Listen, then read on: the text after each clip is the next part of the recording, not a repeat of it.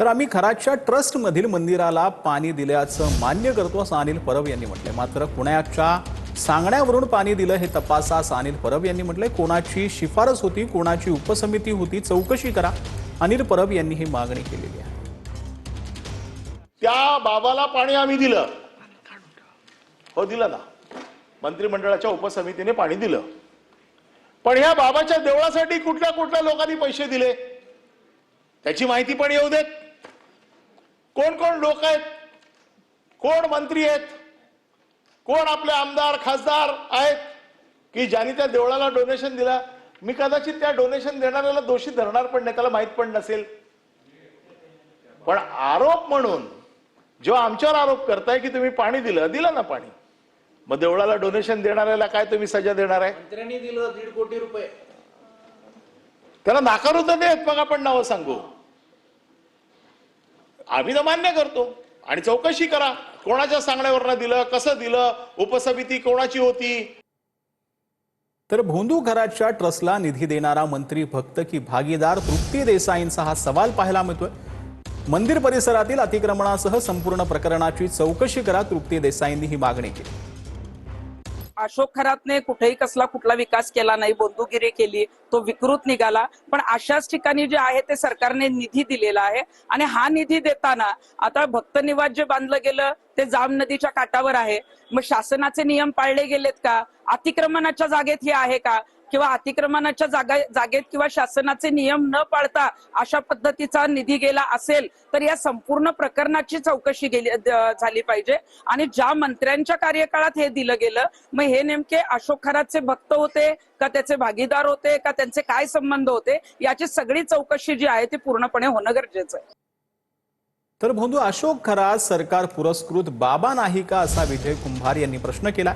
मंदिर परिसराच्या विकासासाठी सरकारने 105 कोटी मंजूर केले असं विजय कुंभार यांनी म्हटलं। सार्वजनिक विभागानं भोंदू खरातला निधी पुरवला असं विजय कुंभार यांनी म्हटलेलं आहे।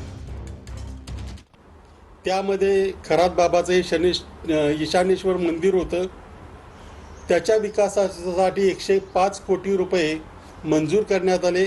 त्याच्यातले 25 लाख त्या वर्षी देण्यात आले। त्याने जे जे काही बांधकाम केलं, म्हणजे सभामंडप असेल, महिला पुरुष भक्त निवास असेल, महिला पुरुषांची प्रसाधन गृह असतील, चेंजिंग रूम असेल, हे सगळं शासनाने करून दिलं। त्यासाठी पैसा शासनाने उपलब्ध करून दिला आणि सार्वजनिक बांधकाम विभागाने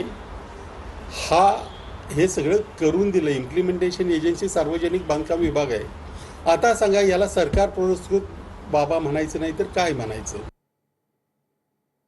तर हर्षवर्धन सकपाळ प्रसिद्धीसाठी अशी वक्तव्य करतात असं प्रसाद लाड यांनी म्हटलंय। खरात प्रकरणामध्ये मुख्यमंत्री योग्य निर्णय घेतील असं देखील प्रसाद लाड यांनी म्हटलेलं आहे।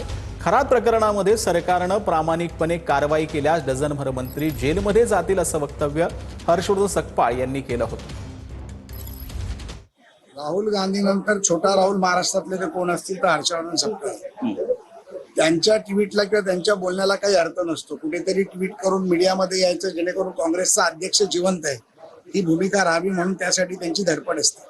माननीय मुख्यमंत्र्यांनी विधानसभेत विधान परिषदेत फार स्पष्ट सांगितलं की त्याला काय करायचं।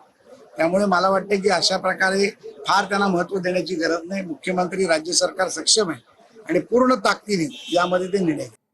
तर खरातच्या नावावर साईबाबा आंतरराष्ट्रीय विमानतळाजवळ 5 एकराचा प्लॉट असल्याचा आता गोष्ट समोर आलेली आहे। शिर्डी विमानतळावर जाताना प्लॉट आवडल्यानं खरेदी केल्याची माहिती आहे। खरातला प्लॉट विकणारा विजय कोतेंनी ही संपूर्ण माहिती दिली आहे। शिर्डीतील 2 प्लॉटची माहिती बाहेर आल्यानंतर काकडी शिवारातही प्लॉट असल्याचं समोर आलं। साधारणतः 75 एकरचा लेआउट आहे।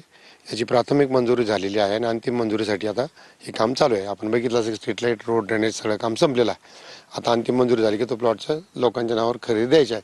साधारणतः 10 वर्षापूर्वी हा 75 एकर प्लॉट जो आहे हा आमच्या सगळ्या मित्रांनी मिळून, समजा 20-25 मित्रांनी मिळून घेतलेला होता।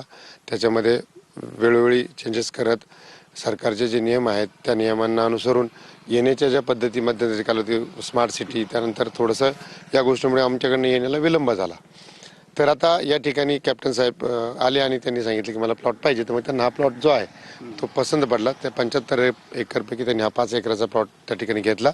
त्याचं रजिस्टर साठेखत देखील आम्ही मागच्या वर्षी त्यांना करून दिलेला आहे आणि साधारणतः पुढच्या महिन्यात त्यांना खरेदी द्यायची होती येणे झाल्यानंतर।